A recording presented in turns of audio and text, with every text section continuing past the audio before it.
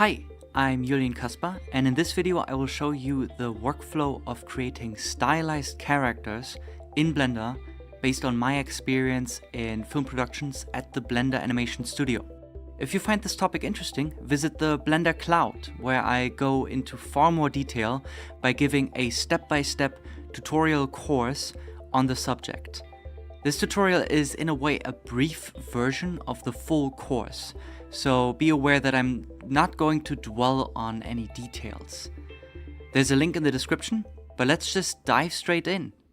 The full character creation workflow is often not very linear and can include different steps based on the type and style of the character. In this case, I'm giving a somewhat idealized, simplified workflow. As the very first thing, it's necessary to know what the character is supposed to be. In this case, it's not going to be overly cartoony or realistic, but sort of a mix of both.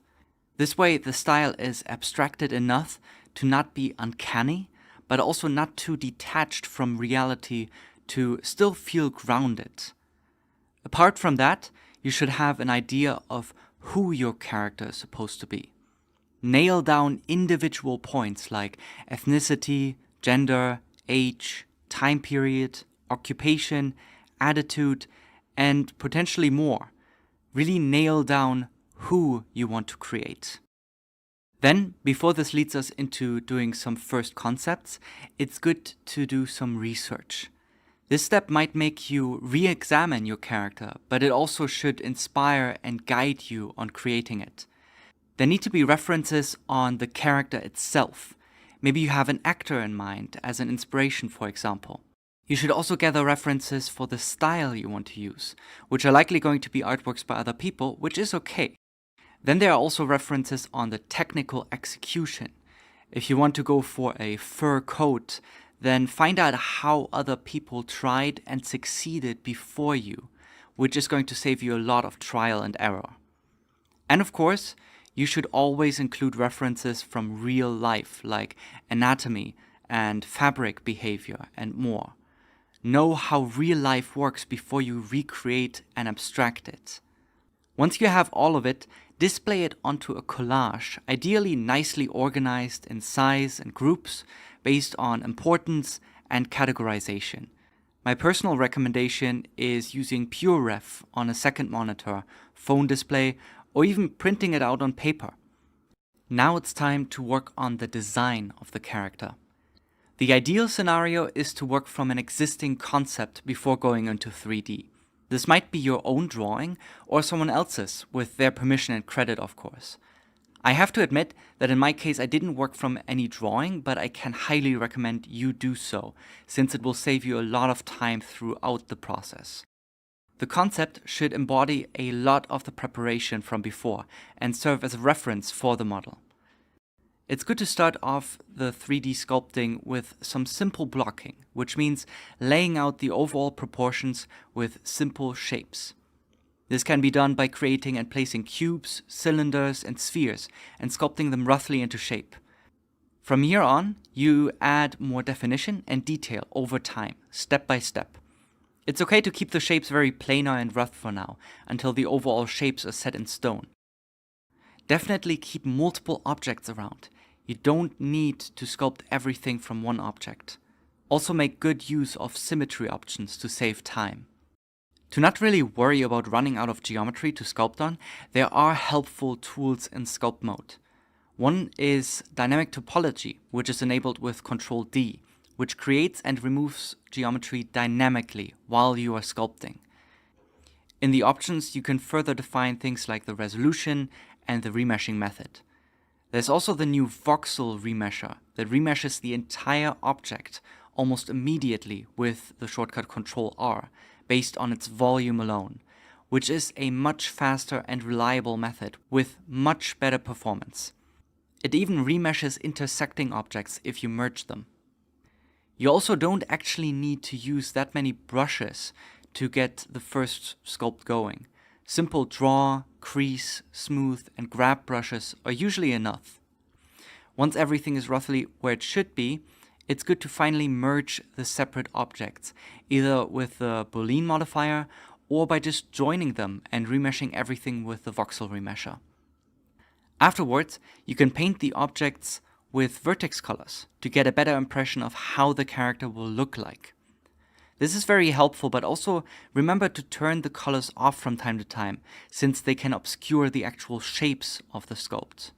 You can even paint in things that are not there, like eyebrows and eyelashes, to keep things fast and flexible for now. For the hair, you can again use separate objects or extract geometry from a mask, or by using the skin modifier or even curves to create separate hair strands or ponytails. Afterwards, add vertex colors to those as well. If you don't have a strict concept art to follow, you can continue to polish the head sculpt or create design variations before settling on one of them. Just make sure that you increase the resolution and polish for the final head sculpt until you are happy with the results. Different matte caps or even your own custom ones can help you see surface imperfections more clearly. And don't worry about losing the vertex colors at this step, since they can always be repainted afterwards. They just serve as a pre-visualization right now anyway. And again, keep references on the side, especially when sculpting things like hair, which can be very tricky to pull off if you're not used to it. For the rest of the body, it's basically the same thing. Starting with basic separate objects to block out the proportions and shapes is a good workflow. Also try using the mirror modifier with a custom mirror object that serves as a center axis. This way you can easily keep the entire body symmetrical, no matter the transforms of each object. Also, don't forget to apply the scale with Ctrl A of your objects to avoid weird brush behavior. It's good to sculpt the character in a resting pose, like a T-pose, with very straightened and angular limbs, or in an A pose, which is more relaxed with, for example, 45-degree arm angles. The T pose is a better resting pose for later rigging and animation, while the A pose will give you more accurate deformations in the animation if the character is leaning more towards a realistic style. Keep sculpting and refining the proportions and shapes until you are happy before joining everything together. For the clothing, it's again good to extract new objects from masks and refining them further by adding folds wherever there should be compression and stretching in the fabric. Vertex colors will again help you with your impression of the character so far, and you get to experiment with different color palettes. If you decide to change the overall proportions of the character, it's easier to merge all the objects of the body together and adjust everything together. Just be careful about any modifiers you might have still active. Afterwards, you can split them into individual objects again with the shortcut P in edit mode. You can again create variations of the outfit, but extracting them via masks is not the only option to create them. You can also, for example, box model a shirt, subdivide it a bit, and shrink wrap it back onto the sculpted body and continue defining it from there. Keep adding more sculpted parts of the outfits until everything is there. Some objects can remain a bit rough until you get to the final polishing later on. Before settling on the design completely, it's a great practice to test the current one and see if it can be tweaked in any way. This is also important for the later rigging and animation, to have a style guide already at hand. Before work can start on that, it's important to have a better mesh to work with, instead of the highly dense sculpt of the head right now. I can recommend to either roughly remodel the head manually from a subdivided cube that you snap back onto the sculpt with a shrink wrap modifier, or to use the new quad remesher in the object data tab to the side. Just make sure to have enough overall density and place the geometry a bit more accurately around the eyes and mouth with some manual modeling. Also make sure the eyelids have 3 to 4 edge loops on them to be able to close them too. Add an inner mouth and some teeth and a tongue that closely represent the later polished result, but it's okay if they're a bit rough for now. To get most of the sculpted detail back, you can add a multi-resolution modifier, subdivide it a couple of times, and add a shrink wrap modifier. Shrink wrap the original sculpt onto the new one and apply it, and you will have the detailed version on the multi-res layers. Just make sure to not shrink wrap any geometry that wasn't there in the original sculpt, like the inner mouth and inner eyes. With a vertex group and some weight painting, you can exclude parts to be shrink-wrapped by adding it to the modifier. Add some shape keys, model and sculpt on each one to get different facial movements, and mix and merge them however you like to create various expressions. Be careful to only work on the base resolution, not any of the multi-res layers. For this task, you essentially only need the grab and smooth brushes to move stuff around and relax areas a little bit. Start off with the basics like closed eyes and an open mouth. You can create the same shape keys for multiple objects and either animate them together or even hook them up via drivers so that they all slide together. From there, work your way up with simple smiles, angry shouts, and very stretched and compressed expression tests. This will inform you if the current proportions work well or need to be tweaked, but by the end, you should have some appealing expressions to show off as well. Like always, references are important, even if you're just filming yourself to know how a face is really supposed to move. You might realize the eye shape doesn't really work with all the expressions, or that the eyebrows are too high by default, or the teeth are too low and small. Just tweak those areas until it looks right. Just make sure to always get some feedback from friends or co-workers before moving on to the next big step. Or if you're in an actual production, sign it off like all the other steps by an art director or whoever your superior is. To make it all look even better, you can add some additional asymmetry to insert more character and appeal into each expression, and you're done with the general design. From here on, the task is to create the actual production-ready asset and finalize the style. The sculpted character so far is sadly impossible to rig and animate in any production, so the model needs to be cleaned up. This is where the retopology comes in. Retopology is about creating a version of the model that has the lowest necessary amount of geometry with the same shapes as the original one, especially when subdividing it. Just create a new object and either start from a simple base object or just polymodel it all the way, starting from the face.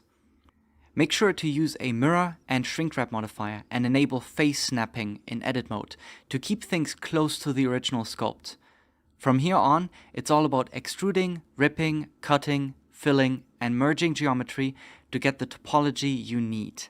There are a few things that make up a good retopology. The edge flow is very important, which is the direction of the loops that are going around the surface. These are all made from quads, which are faces with 4 sides, and they're led into different directions via poles, which are vertices with less or more than 4 connected edges. But never go above 5 connected edges, otherwise they might become really visible. It's very much a puzzle where you need to create an efficient and very functional version of your objects that supports any sort of movement, compression, or stretching that will happen with it once it gets animated. For example, just like for the expression tests, it's good to add some extra loops on the eyelids, since these will have to close too and need that extra geometry. Joints need a minimum of 3 edge loops to be able to bend while keeping their shape. If you want to exaggerate a crease somewhere in the face for certain expressions, also have a minimum of 3 edge loops ready, like at the laugh line or between the brows. Using the subdivision surface modifier will smooth the entire result, so be aware of stretching. That's why you should mostly rely on evenly sized quads all over the place, especially on areas that will deform a lot or are very curved. Creases and hard surfaces are an exception usually, since the former needs more density to stay sharp and the latter doesn't need any extra loops to deform well. It's generally a good practice to start from the face and to retopologize each limb separately from there and stitch them together afterwards. Make the loops generally follow the shapes and muscles of the body to support the direction they will deform to. Make sure that most loops lead back into each other. You don't want some loops to spiral all over your objects. At some point, you will have retopologized everything that was sculpted, which is when you will have to model things that weren't already there. But first, add a multi-res modifier, subdivide it a couple of times, and apply the shrink wrap over it. Then click on Apply Base and get rid of the multi-res modifier too. Now your retopology will have the same volumes as the original sculpt when adding a subdivision surface modifier. From here on out, you can model in some inner eyelets, inner mouth, polish the already existing teeth, gums and tongue, and model in some proper eyes. When you get to the clothing, you can duplicate parts of the body to have a good base to start from. This is also the time to add some more definition to roughly sculpted objects, or adding seams and nice pockets to pants and other details. Once it's done, make sure to have the asset in the correct world scale, like roughly 1.7 meters in my case, and it's time to go to the next step. Just like the topology is the first step to some good rigging and deformations, the UV maps are the first step to good textures and materials. Just imagine you take some scissors and make multiple cuts on your cleanly modeled character, unfold it onto a flat surface, and place an image on top. This flat unfolded mesh is a UV map, and that's how texturing a digital model is done. To achieve this, you can select edges in edit mode and tag them as seams. These edges will be the cuts on the UVs. Once you have them placed, you can unwrap your mesh and the UV map will be visible in the UV editor. By enabling the stretching overlay, it will be more visible if the UVs are less ideal in certain areas. Also, already using the UV map to add a color grid texture onto the model will also show the distribution of the UV space better. The goal is very much to place just enough seams to evenly lay out the mesh with minimal amounts of stretching. But just like it's impossible to create a perfectly flat map of the Earth without some areas being a bit bigger than others, some imperfections will be hard to avoid. Also try to avoid placing too many seams that are in the face, for example, since under certain circumstances it can be easy to spot the seams. Hide the seams as best as you can. Once you have your UVs nicely unwrapped, it's time to adjust and organize them better. They should be laid out in a way where they take up as much space as possible from the 1x1 UV space. Having them placed in a symmetrical way can also be very helpful later on. Make sure the UVs are generally having the same scale unless you want some UV islands to get more texture resolution than others. It's a bit like packing your luggage and making sure everything fits in perfectly without getting all messed up. For areas like the eyes and lips, it can also be helpful to select that geometry and projecting it from the view, smoothing them out a bit and stitching them back to the rest. Whatever makes the UVs more evenly distributed. If you start adjusting UVs like this in detail, remember that you can pin UV points with the shortcut P, so that they don't move when unwrapping those UVs again. Also make sure that none of the UV borders are too close together and that no UVs should ever overlap unless you know what you're doing. You can also use UV sculpting tools for wider smoothing and grabbing of areas, but be careful not to cause too much stretching with it. Scale some areas with proportional editing enabled to get some more evenly sized UVs at the cost of some more stretching. It's always a bit of a balancing act between the two. For the clothing, it might also be important to have the UV maps laid out in neat rectangular patches. This way, it's very easy to just slap on some fabric patterns without having them distorted or go into weird directions. Just pin the borders of the islands and enable live unwrapping. Then adjust the borders to be as rectangular as possible, and the rest in between will automatically conform to it. And keep comparing it to the grid texture in the 3D view. This will be a good reference on how distorted the textures would be and how much texture resolution each area gets. Go through all the different objects with these principles and you will have some clean, functional UVs to texture in the next step. To give the character some colors, we need to add textures. Add a shader editor in the interface to edit the node-based materials and an image editor to see and paint on the textures in a 2D view. Also, as a pro tip, enable the Node Wrangler add-on in the preferences. I can recommend to just use the default principled BSDF shader in the nodes, since it has basically everything one would need during the texturing. Then start out with the basic colors. Do this by adding and painting on image textures or vertex colors and plugging the node outputs into the base color of the shader. Most nodes can be freely mixed with the Mix RGB node and each have their own advantages. Use the material preview mode in the viewport, which displays everything you're working on. Ctrl-Shift-Click on any node to see that output directly. Start out with most primary colors and then mix in secondary colors. You can also then start mixing in ambient occlusion or cavity inputs, patterns, noise, and specific painted-in details. Just blend the nodes together, either by using screen to brighten, multiply to darken, or mix to blend between two inputs. Also make sure to paint on the alpha channel, which is the transparency on an image texture, to use as a mask by plugging it into the factor afterwards.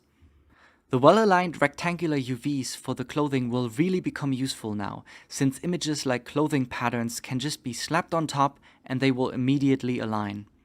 Extra details like stitches can always be painted separately on top afterwards. Definitely keep all of these influences in the color as separate nodes, because once you are done, it's time for the shading. The other most used inputs in the shaders, apart from the base color, are roughness to define the glossy shine or the lack thereof, metalness if the surface is metallic, and normal to add fake high-frequency details that we didn't model in already. If you want parts to be transparent, like glass or ice, you can use transmission, and to just make them use fade away or just completely disappear, use alpha. You can also use specular to tone down the glossy highlights, but if you want to have it really realistically accurate, increase the roughness instead. Plug your individual nodes from the color also into color ramps and hue saturation value nodes to change and then remix them for the other inputs of the shader. Try to keep everything organized well enough by clumping nodes together, framing them, or even grouping them. Change the lighting conditions and test how the materials react. Adding additional lights and rotating them around manually can also help. In case of the skin, it's also good to add subsurface scattering, or SSS in short, to give it that waxy look like the light is shining through. To give a nice fake hair look on modeled hair, I can recommend the anisotropy shading, which adds a directional distortion to the glossy highlights. Turning the anisotropy to 1 by itself is not really going to look convincing or even good, since it just adds a spherical pattern based on a world axis. You need to create a second UV map, add it as a tangent node, and plug it into the tangent input of the shader. The orientation of the UVs will then influence the direction of which the highlights will be distorted towards. So all hair strands need to be laid out as flat as possible and aligned vertically. Now the shiny streaks are going horizontally across the surface instead of the fixed spherical direction of before. To fake individual hair strands of hair, you can paint a black and white texture with small value differences and plug it into the anisotropy rotation. Adjust that same directional map with a color ramp and plug it into the roughness. Add color, and you're done.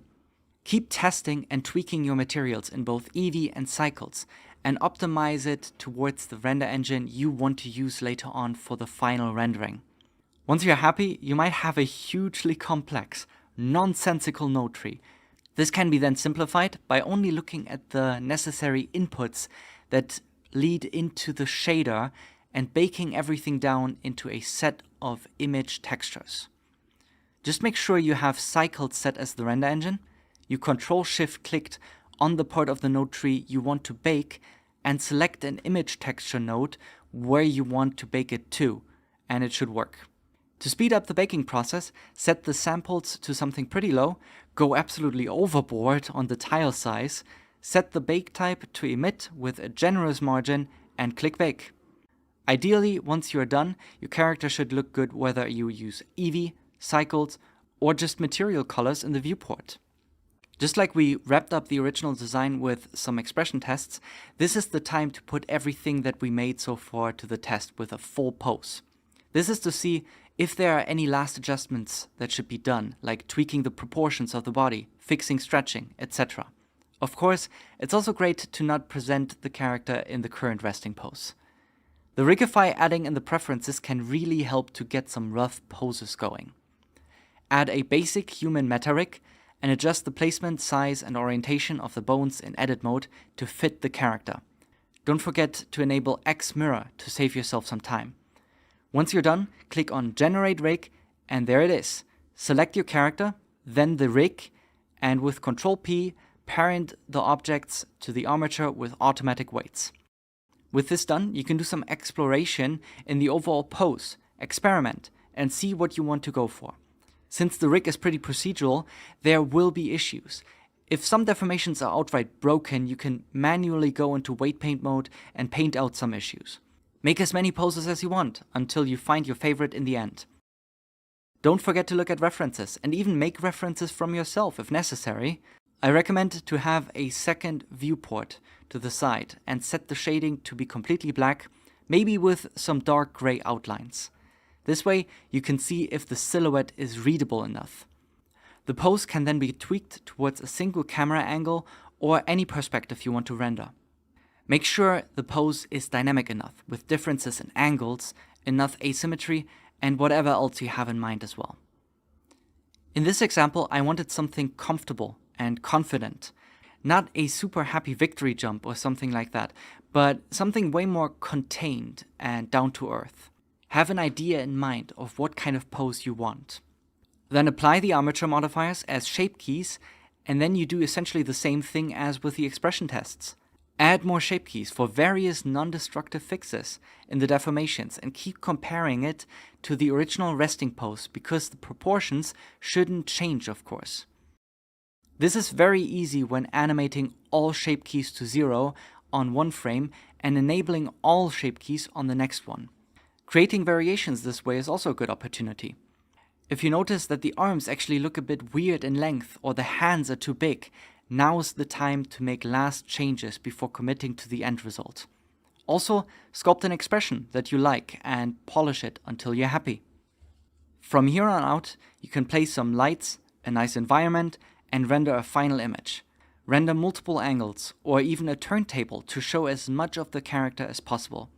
A so-called clay render is also good to show off the model itself, where it's rendered colorless in diffuse gray with only the bump and normal information at most from the materials. Add wireframes on top as well to show off the clean topology you created.